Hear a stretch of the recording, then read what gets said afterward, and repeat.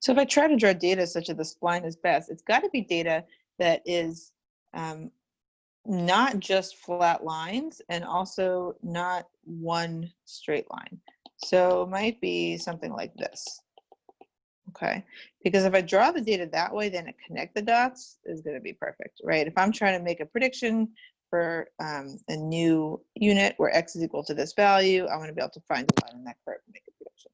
So this is the case where the spline wins. This kind of continuous pattern that doesn't look like it follows some functional form that I'm familiar with. If we do try to use a tree or a regression, linear regression, what's going to happen? What the tree is going to do, well, no matter how many different times the tree splits, all the tree can do is produce horizontal lines. In other words, all the tree can do is for certain ranges of x, give back one prediction. So it's going to try to draw a series of horizontal lines that imitates this, which is not going to be as good as the actual connected dots. Again, why will the tree do this? Because it'll say something like, you know, if x is bigger than 0, go this way. If x is less than 0, go this way. And if x, given that x is positive, if x is bigger than 10, go this way. If x is less than 10, go this way. If x is bigger than negative 10, go this way. If x is less than negative 10, go this way. And at some point, it's going to stop splitting, and then it's going to have one prediction at the end of each of these branches. And so if there are 4 branches, there's 4 possible predictions. I'll have divided the range of x up into, in this case, 4 values, and I'll make 4 horizontal lines. But no matter how many horizontal lines I have, I drew more of them in the graphic here. That's not as good as the continuous connect the dots. This is from the tree. What'll happen if I try to run a regression? Well, if I run a regression of y and x, it's just going to draw a line straight through here, right? And that's not going to capture the actual pattern that I tried to draw with the spline, which is not a line.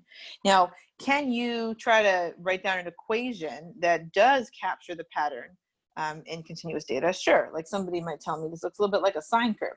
Sure, right? If it actually looks like a sine curve, you can do that.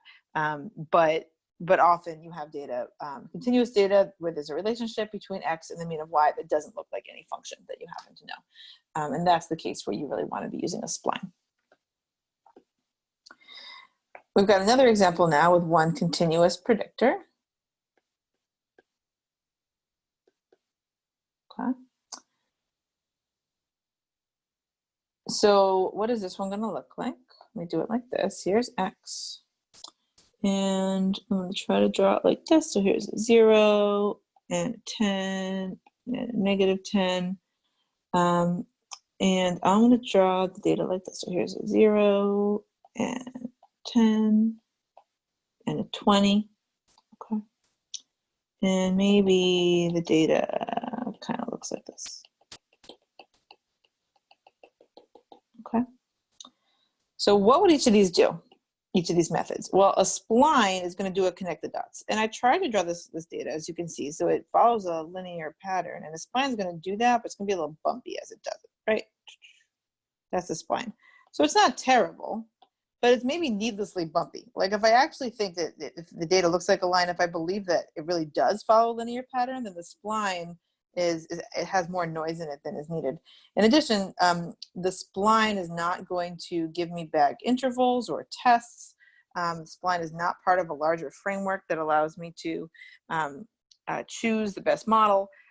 So if I actually think my data does follow a line, even though a spline gives me a bumpy line, it's not ideal.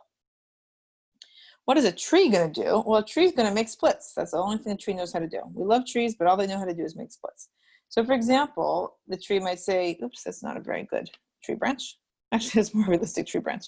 Okay, here, suppose it looks like this, right? You might say, hey, when x is greater than or equal to 0, go this way. And when x is less than 0, go this way. And when x is greater than or equal to 0, well, maybe we want to split, given the way I drew this, based on whether x is greater than or equal to 5 or not. There's x. Less than 5. Okay, so looking at this, if x is bigger than 0 and x is also bigger than 5, well, kind of staring at this data set, if x is bigger than 0 and 5, we're just saying x is bigger than 5, somewhere out here. We're saying for all the data bigger than, where x is bigger than 5, what's the average y value?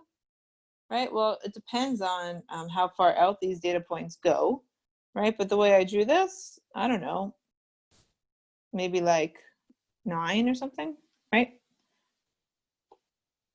If x is less than 5 but bigger than 0, that means it's somewhere in this range. The way I drew this, what is that number? I don't know, maybe a 2. Okay.